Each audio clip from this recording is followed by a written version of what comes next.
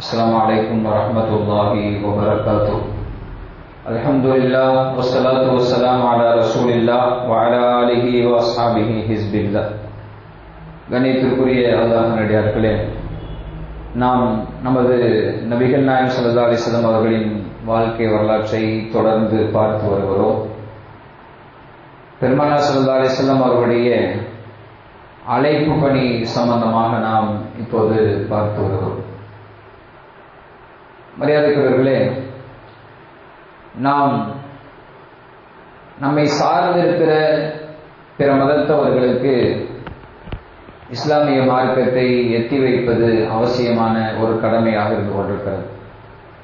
நம்மால் முடிந்த அளவுக்கு அவரிடத்தில் நாம் இஸ்லாம் குறித்து சொல்ல வேண்டும். அதே போல அவர்களுடைய ஹிதாயத்திற்காக, நேர்வழிக்காக நாம் துஆ செய்யவும் கடமைப்பட்டிருக்கிறோம். நேர்வழி தருவது இறைவனுடைய வசம் இருக்கிறது. அல்லாஹ் குர்ஆனிலே சொல்வான், இன்னக லா தஹ்தி மன் அஹ்பப்த வலாக்கின் அல்லாஹ் யஹ்தி மன் யஷா வ ஹுவ அஅலம் பில் முஹ்ததீன். நபிகள் நாயகம் ஸல்லல்லாஹு அலைஹி வஸல்லம் பார்த்து அல்லாஹ் சொல்கிறான், நபியே, நீங்கள் விரும்புபவர்களுக்கு நீங்கள் நேர்வழி தர முடியாது. அல்லாஹ் தான் யாரை நாடுகிறானோ அவர்களுக்கு நேர்வழியை தருவான். அவன் யார் நேர்வழி பெற்றவர்கள் பெறுவார்கள் என்பதை அல்லாஹ் அறிவான் என்று திருக்குர்ஆனிலே சொல்கிறான். நபிகள் நாயகம் ஸல்லல்லாஹு அலைஹி வஸல்லம் பார்த்து அல்லாஹ் இப்படிப்பட்ட ஒரு வார்த்தை சொல்கிறான், நீங்கள் விரும்புவவர்களுக்கெல்லாம் உங்களால் நேர்வழி தந்துவிட முடியாது. நான் யாரை விரும்புகிறேனோ அவர்களுக்குத்தான் நான் நேர்வழி தருவேன் என்று அல்லாஹ் சொல்கிறான். ஆனால் கேட்பது நம்முடைய கடமையாக இருந்து கொண்டிருக்கிறது. நாம் அழைப்பு பணி மேற்கொள்ள வேண்டும். அவர்களுடைய ஹிதாயத்திற்காக, நேர்வழிக்காக அல்லாஹ்விடத்திலே பிரார்த்தனையும் செய்ய வேண்டும். அல்லாஹ் தஆலா இஸ்லாத்திற்கு மிகப்பெரிய எதிரியாக இருப்பவர்களை கொண்டு கூட இந்த இஸ்லாத்தை வலுப்படுத்துவார். அது நிறைய வரலாறுகள் இருக்கிறது. நிகழ்கால வரலாறுகளும் உண்டு, கடந்த கால வரலாறுகளும் உண்டு. நமக்கெல்லாம் தெரியும், 1992 டிசம்பர் 6 பாபர் மஸ்ஜித் இடிக்கப்பட்டது. அந்த பாபர் மஸ்ஜிதுடைய குப்பாவின் மேல் நின்று கொண்டு அந்த பாபர் மஸ்ஜிதுடைய 3 கலசங்களை முதலிலே இடித்தவர் பல்பீர் சிங். அந்த போட்டோவெல்லாம் பிரபலியமா அப்போது பரப்பப்பட்டது. அவர் அதை இடிச்சுட்டு அவ்வளோ தன்னுடைய வெற்றியை கொண்டாடுகிற விதமாக அந்த கடப்பாறையை உயர்த்தி கொண்டு அவர் பிடித்து கோஷம் போட்ட அந்த விஷயங்கள் எல்லாம் பரப்பப்பட்ட ஒரு சூழலை பார்க்கிறோம். அந்த பல்பீர் சிங், அல்லாஹ் அவருக்கு ஹிதாயத்தை தந்தான். அதனால் அவர் முகமது ஆமிர் என்று தன்னுடைய பெயரை மாற்றிக்கொண்டார். ஒரு பள்ளியை இடித்தவர். இன்றைக்கு அவரால் இந்தியா முழுவதும் 100க்கும் அதிகமான பள்ளிவாசல்கள் உருவாகியிருக்கிறது. ஒரு எதிரியாக இருந்தவரை கூட அல்லாஹ் தஆலா அவருக்கு ஹிதாயத்தை தந்து அவரின் மூலமாக இஸ்லாத்தை பலப்படுத்துவார் என்பது நிகழ்கால வரலாறு. அதே போல முஹம்மது ஸல்லல்லாஹு அலைஹி வஸல்லம் அவர்களை யார் கொலை செய்கிறாரோ அவருக்கு 100 ஒட்டகை பரிசு தரப்படும் என்று அறிவிக்கப்பட்டது. அந்த 100 ஒட்டகையை பரிசு பெறுவதற்காக நான் முஹம்மதை கொல்லப் போகிறேன் என்று சூழரைத்து வாளை சுழற்றி கொண்டு வந்த உமர் ரலியல்லாஹு அன்ஹு அவர்கள், அல்லாஹ் அவர்களுக்கு ஹிதாயத்தை தந்தார். அவரின் மூலமாக அல்லாஹ் இந்த இஸ்லாத்தை பலப்படுத்தினார். நபிகள் நாயகம் ஸல்லல்லாஹு அலைஹி வஸல்லம் அவர்கள் பிரார்த்தித்தார்கள், இறைவா, உமரின் மூலமாகவோ அல்லது அபூஜஹலின் மூலமாகவோ இந்த இஸ்லாத்தை பலப்படுத்து என்று அல்லாஹ்விடத்தில் பிரார்த்தித்தார்கள். அல்லாஹ் உமருக்கு ரலியல்லாஹு அன்ஹுவுக்கு அந்த ஹிதாயத்தை, நேர்வழியை தந்தார். வரலாறு எப்படி திரும்புகிறது பாருங்கள். முஹம்மது ஸல்லல்லாஹு அலைஹி வஸல்லம் அவர்களை கொலை செய்து 100 ஒட்டகை பரிசு பெறுவேன் என்று சூழலித்து வந்த உமர் ரலியல்லாஹு அன்ஹு பெருமானார் ஸல்லல்லாஹு அலைஹி வஸல்லம் வஃபாத்தாகி இருக்கிறார்கள். அந்த நேரத்தில் சொன்னார்கள், யார் முஹம்மது ஸல்லல்லாஹு அலைஹி வஸல்லம் அவர்களை இறந்து விட்டார்கள், மௌத்தாகி விட்டார்கள் என்று சொல்வார்களோ அவர்களை நான் வெட்டுவேன் என்றார்கள் உமர் ரலியல்லாஹு அன்ஹு. வரலாறு அப்படியே திரும்புகிறது, மாறுகிறது. அல்லாஹ் ஒரு எதிரியை கொண்டு கூட இந்த இஸ்லாத்தை பலப்படுத்துவான் என்பதை நாம் புரிந்து கொள்ள கடமைப்பட்டிருக்கிறோம்.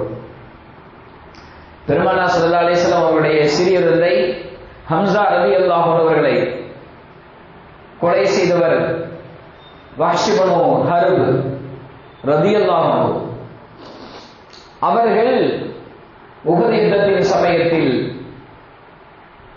ஹிந்து பின்த் உத்பாவின் மகள் ஹிந்து அவர்கள் வேண்டிக் கொண்டார்கள், தன்னுடைய தந்தை உத்பாவை பத்ரிலே கொலை செய்த ஹம்சா ரலியல்லாஹு அவர்கள் கொலை செய்யப்பட வேண்டும். அப்படி கொலை செய்து அவருடைய ஈரல் குலையை எடுத்து நான் சாப்பிட வேண்டும் என்றார் ஹிந்து. உத்பாவின் மகள் அபூ சுஃபியான் ரலியல்லாஹுடைய மனைவி ஹிந்து அவர்கள். அப்படி சொன்னதால் அந்த வஹ்ஷி இப்னு ஹர்ப் என்பவர் உஹது யுத்த களத்தில் ஹம்சா ரலியல்லாஹு அவர்களை கொடூரமாக கொலை செய்தார். அந்த வரலாறு தாரகுத்னியிலே இடம்பெற்றிருக்கிறது. அது அரபி வாசகங்கள் வாசித்தால் ரொம்ப நேரம் ஆகும். பெருமானார் ஸல்லல்லாஹு அலைஹி அவர்கள் அந்த உஹது யுத்தத்திலே கொலை செய்யப்பட்ட சஹாபாக்களை எல்லாம் பெருமானார் ஸல்லல்லாஹு அலைஹி அவர்கள் பார்வையிட்டு வருகிறார்கள். ஒரு இடத்தில் ஹம்சா ரலியல்லாஹு அவர்கள் கொலை செய்யப்பட்டிருக்கிறார். கது சுக்க பத்னஹு அவருடைய வயிறு கிழிக்கப்பட்டிருக்கிறது. வஸ்தரம அன்ஃபுஹு அவருடைய மூக்கு துண்டிக்கப்பட்டிருக்கிறது. வஜடாத் உதுனாஹு அவருடைய காது அறுக்கப்பட்டிருக்கிறது. ஹம்சா ரலியல்லாஹு கொடூரமாக கொலை செய்யப்பட்டிருக்கிறார். சொன்னார்கள், பெண்கள் எல்லாம் கவலைப்படுவார்கள் என்று நான் பயப்படவில்லை, ஆனால் இவருடைய உடலை இப்படியே விட்டு விடுவேன். அதை கீழ் கிழித்து தின்கிற மிருகங்கள், பறவைகள் எல்லாம் அவருடைய உடலை சாப்பிட்டு அதன் மூலமாக அவரின் உயிரை அல்லாஹு தஆலா திரும்ப எழுப்ப வேண்டும். அவருடைய உடல் அதாவது மிருகங்களுக்கும் பறவைகளுக்கும் இரையாக வேண்டும். அதாவது பெண்கள்லாம் வருத்தப்படுவாங்கிறதுனால நான் அப்படி செய்யலை என்று சொல்லிவிட்டு நாயகம் ஸல்லல்லாஹு அலைஹி அவர்கள் கஃன் ஆடையை எடுத்து வரும்படி சொன்னார்கள், போர்வை எடுத்து வரும்படி சொன்னார்கள். போர்வையால் போர்த்துகிறார்கள். பெருமானார் ஸல்லல்லாஹு அலைஹி அவருடைய முகம் மூடினால் கால் தெரிகிறது. காலுக்கு பெருமானார் ஸல்லல்லாஹு அலைஹி அவர்கள் இதுகள் என்று சொல்லப்படுகிற செடியை போட்டு மூடி நாயகம் ஸல்லல்லாஹு அலைஹி அவர்கள் 10 முறை தக்பீர் சொல்லிவிட்டு நாயகம் ஸல்லல்லாஹு அலைஹி வஸல்லம் உஹது யுத்தத்திலே 70 கைதிகள் கொலை செய்யப்பட்டார்கள். ஹம்சா ஒருவர் 70 இடத்துக்கு சமம் என்றார். இவர் ஒருத்தருக்காக 70 இடத்துக்கு நான் பழி வாங்குவேன். நாங்கள் நாயகம் ஸல்லல்லாஹு அலைஹி வஸல்லம் ஒருத்தர் 70 இடத்துக்கு சமம். அவ்வளவு பெரிய வீரர் ஹம்சா என்றார். அவர் ஈடு செய்ய முடியாத ஒரு இழப்பு உஹது யுத்த களத்தில் பெருமானார் ஸல்லல்லாஹு அலைஹி வஸல்லம் மிகப்பெரிய கவலை பெருமானார் ஸல்லல்லாஹு அலைஹி வஸல்லம் ஏற்பட்டது. பெருமானார் ஸல்லல்லாஹு அலைஹி அவர்கள் ஹம்சா ரலியல்லாஹு அவர்களை கஃனிட்டு அந்த 70 ஷஹீத்களுக்குமாக ஜனாசா தொழுகையை நடத்தினார்கள். பெருமானார் ஸல்லல்லாஹு அலைஹி அவர்கள் நடத்திவிட்டு அவர்களை அடக்கம் செய்து முடித்த பிறகு பெருமானார் ஸல்லல்லாஹு அலைஹி வஸல்லம் திரும்ப கவலையோடு வந்தார்கள். அப்போது அல்லாஹ் இறக்கினான், உது இலா சபீலி ரப்பிக பில் ஹிக்மத்தி வல் மௌஇதத்தில் ஹஸனா. நபியே, நீங்கள் அல்லாஹ்வின் பாதையின்பால் ஞானத்தை கொண்டும் நல்ல விதமான உபதேசங்களை கொண்டும் மக்களை மார்க்கத்தின்பால் அலையுங்கள். வஸ்பிர் வமா சபருக இல்லா பில்லாஹ், பொறுமையோடு இருங்கள், உங்களுடைய அல்லாஹ்வுக்காக பொறுத்திருங்கள் என்று பெருமானார் ஸல்லல்லாஹு அலைஹி வஸல்லம் அல்லாஹ் ஆறுதல் படுத்துகிறார். வேகப்பட வேண்டாம், கோபப்பட வேண்டாம் என்று அல்லாஹ் தஆலா பெருமானார் ஸல்லல்லாஹு அலைஹி அவர்களை ஆறுதல் படுத்துகிறார். பெருமானார் ஸல்லல்லாஹு அலைஹி வஸல்லம் பொறுமையை கடைபிடித்தார்கள். உஹது யுத்தத்திலே கொலை செய்யப்பட்ட 70 சஹாபாக்களுக்காக யாரையும் பெருமானார் ஸல்லல்லாஹு அலைஹி வஸல்லம் பழிவாங்கவில்லை. இது வரலாறு. ஹம்சா ரலியல்லாஹு அன்ஹு கொலை செய்யப்பட்ட எவ்வளவு கொடூரமான ஒரு கொலை செய்திருக்கிறார். அந்த ஹிந்தா அவர்கள் குறித்து நமக்கு ஹதீஸிலே நாம் காண கிடைக்கிறதா, ஷைஹு அலவியா ஸகாஃப் ரஹ்மத்துல்லாஹி அலைஹி அவர்கள் அறிவிக்கிறார்கள்.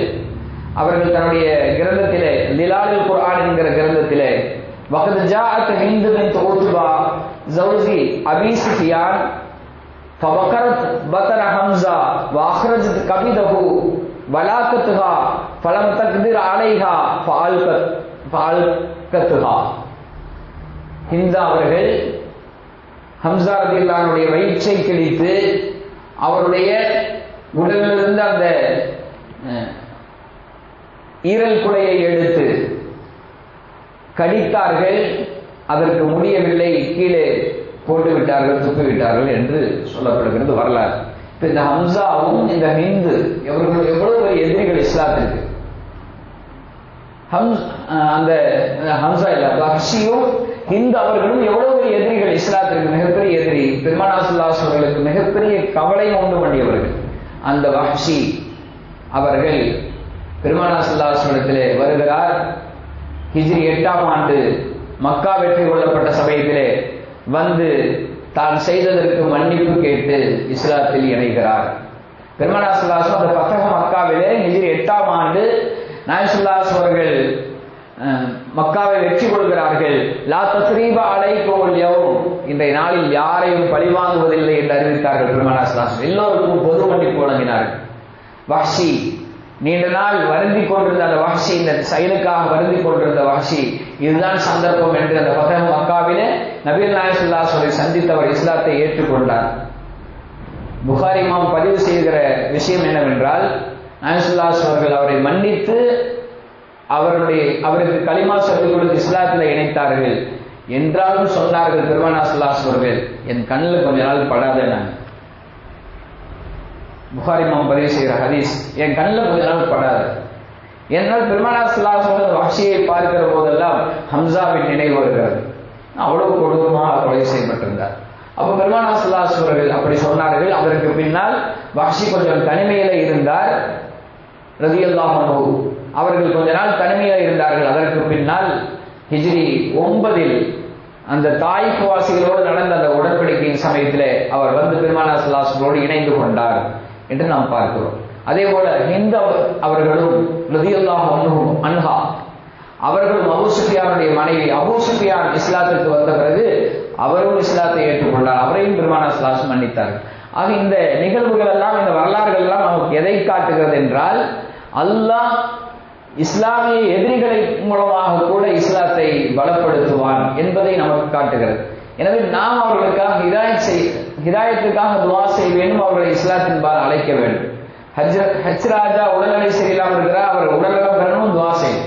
ஏன்னா ஒரு முஸ்லீம் தான் அவருடைய உடலை காப்பாற்றிருக்கிறார். அதை பாராட்டப்படுகிற செய்தி என்றால் அவருடைய உடல் நலம் பெற வேண்டும் என்று துவா செய்ய வேண்டும். ரெண்டு விஷயம் இருக்கிறது. ஒன்று, அது போன்றவர்கள் மூலமாகத்தான் நம்முடைய ஈமான் பலப்படுகிறது. அவருக்காக நாம் ஹிதாயத்திற்காக துவா செய்தால் அது மேலும் பலத்தை கூட்டக்கூடிய ஒரு விஷயமாக இருக்கிறது. அதுபோல இஸ்லாமிய எதிரிகள் யாரெல்லாம் இருக்கிறார்களோ அவர்களுக்கு இஸ்லாத்தின்பால் அழைப்பு கொடுக்க வேண்டும். அவர்களுக்காக வேண்டி, ஹிதாயத்திற்காக வேண்டி துவா செய்ய வேண்டும். நாயகம் ஸல்லல்லாஹு அலைஹி அவர்கள் சொன்னதாக ஸஹல் இப்னு ஸஅத் ரலியல்லாஹு அன்ஹு அறிவிக்கிறார்கள். அலி ரலியல்லாஹு அன்ஹுவை பார்த்து நாயகம் ஸல்லல்லாஹு அலைஹி சொன்னார்கள், ஃபவல்லாஹி லா அய்யஹதி அல்லாஹு பிக ரஜுலன் வாஹிதன் கைருல் லக மின் ஹுமரின் நிஅம். நாயகம் ஸல்லல்லாஹு அலைஹி வஸல்லம் சொன்னார்கள், அல்லாஹ்வுடைய சத்தியமாக உன்னால் ஒரு மனிதன் நேர்வழி வருவது என்பது இருக்கிறது, உனக்கு சிகப்பு ஒட்டகை கிடைப்பதை விட மிக சிறந்தது என்றார்கள் பெருமானார் ஸல்லல்லாஹு அலைஹி வஸல்லம். ஒருத்தர் நம்மால் ஹிதாயத் நேர்வழி பெற்று விட்டால் அது மிக சிறப்பானது என்றார்கள் பெருமானார் ஸல்லல்லாஹு அலைஹி வஸல்லம். அல்லாஹ் குர்ஆனில் சொல்வான், குன்தும் ஹைர உம்மத்தின் உக்ரிஜத் லின்னாஸ் தஅமுருன பில் மஅரூஃப் வ தன்ஹவுன அனில் முன்கர். நீங்கள் தான் வெளியாக்கப்பட்ட சமுதாயத்தில் சிறந்த சமுதாயம். ஏனென்றால் நன்மையை நீங்கள் ஏவுகிறீர்கள், தீமையை தடுக்கிறீர்கள். நன்மையை ஏவ வேண்டும், தீமையும் தடுக்க வேண்டும். ஜாபிர் ரலியல்லாஹு அன்ஹு அறிவிக்கிறார்கள், நாயகம் ஸல்லல்லாஹு அலைஹி சொன்னதாக, அல்லாஹு தஆலா அல்லாஹு இலா மலிக்கி மினல் மலாயிகத்தி, மலக்குமார்களிலிருந்து ஒரு மலக்குக்கு அல்லாஹ் வஹி அறிவித்தான், அன் இக்லிப் மதீனத கதா வ கதா, இந்த ஊரை நீங்கள் அப்படியே தலைகீழாக புரட்டி விடுங்கள் என்றான். அல அஹ்லிஹா, அந்த ஊர்வாசிகளோடு அப்படியே அழித்து விடுங்கள் என்று மலக்குக்கு அல்லாஹ் உத்தரவிட்டான். அப்ப அந்த மலக்கு சொன்னாரு, கால இன்ன ஃபீஹா அப்தக ஃபுலானன் லம் யாசிக தரஃபத் ஐன், அந்த ஊர்ல ஒரு மனுஷன் இருக்கான், ஒரு நிமிடம் கூட உனக்கு மாறு செய்யாதவர். அப்படிப்பட்ட சாலிகான் அடியார் உன்னை வணங்கி கொண்டிருக்கிறார், வழிபட்டுக் கொண்டிருக்கிறார், ஒரு நிமிடம் கூட உனக்கு மாறு செய்யவில்லை என்ற போது கால அல்லாஹ் சொன்னான், இக்லிபுஹா அலைஹி, அவரிடத்திலிருந்து நீ என்ன செய், அழிவை தொடங்கு, வ அலைஹிம், அவர்களையும் அழித்து விடு. ஏனென்றால் ஃபஇன்ன வஜ்ஹஹு லம் யத்தமஹர் ஃபீ ஸாஅத்தின் கத்து, அவர் எத்தனையோ அநியாயங்கள் ஊருக்குள்ளே நடப்பதை பார்க்கிறார், எத்தனையோ தவறுகள் நடப்பதை பார்க்கிறார். அதையெல்லாம் பார்த்து விட்டு ஒரு நிமிடம் கூட அவர் என்ன செய்யல, முகம் சுளிக்கவில்லை. கொஞ்சம் கூட அவர்கள் நாம் எவ்வளவோ தவறுகள் நம்மை சுற்றி நடக்கிறது, நாம் அதை குறித்து வருத்தப்பட வேண்டும், அது தடுக்கப்பட வேண்டும் என்று நாம் நினைக்க வேண்டும். அப்படி நினைக்காவிட்டால் அந்த எதிரிகளினால் வருகிற ஆபத்து நமக்கும் சேர்ந்ததுதான் என்று பெருமானார் ஸல்லல்லாஹு சொல்கிறார். ஆகப்படியார்களே, அபூபக்கர் ரலியல்லாஹு சொல்கிறார்கள், நாயகம் ஸல்லல்லாஹு சொன்னதாக கேள்விப்பட்டதாக, இன்னன்னாஸ இதா ரஅவுல் முன்கர ஃபலம் யுகையிருஹு, தவறு நடப்பதை மக்கள் பார்த்துவிட்டு அதை தடுக்காவிட்டால் அவுஷக ஐய அம்மஹுமுல்லாஹு பிஇகாபின் மின்ஹு, அல்லாஹ் தஆலா பொதுவான தண்டனையை வழங்கி விடுவான். தண்டனை என்பது பொதுவாகிவிடும். நல்லது செஞ்சாலும் சரி, அந்த தவறு தடுக்காமல் இருந்தால் அங்கு அவர்களை அழிப்பதற்காக வருகிற தண்டனையில் நாமும் இணைந்து விடுவோம். எனவே தவறு நடக்கிற போது அதை தடுக்க வேண்டும். நாம் நம்முடைய எதிரிகள் அவர்களுக்கு நம்முடைய இஸ்லாத்தின்பால் அவர்களுக்கு அழைப்பு தர வேண்டும். அவர்களுடைய ஹிதாயத்துக்காக துஆ செய்ய வேண்டும். இதுதான் நமக்கு பெருமானார் ஸல்லல்லாஹு அலைஹி வஸல்லம் இந்த அழைப்பு பணி எடுத்துக்காட்டுகிற பாடமாக இருந்து கொண்டிருக்கிறது. அதை நாம் செய்ய கடமைப்பட்டிருக்கிறோம். அல்லாஹ் தஆலா கிருபை செய்வானாக. ஆமீன். வாஹிர் தஅவானா அல்ஹம்துலில்லாஹி ரப்பில் ஆலமீன். அஸ்ஸலாமு அலைக்கும் வரஹ்மத்துல்லாஹி வபரகாத்துஹு.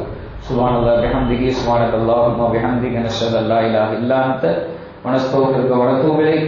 ஆமீன். சுப்ஹான ரப்பிக ரப்பில் இஸ்ஸத்தி அம்மா யசிஃபூன் வஸ்ஸலாமு அலல் முர்ஸலீன் வல்ஹம்துலில்லாஹி ரப்பில் ஆலமீன். ஸல்லல்லாஹு அலா முஹம்மது ஸல்லல்லாஹு அலைஹி வஸல்லம். ஸல்லல்லாஹு அலா முஹம்மது ஸல்லல்லாஹு அலைஹி வஸல்லம். ஸல்லல்லாஹு அலா முஹம்மது யா ரப்பி ஸல்லி அலைஹி வஸல்லம்.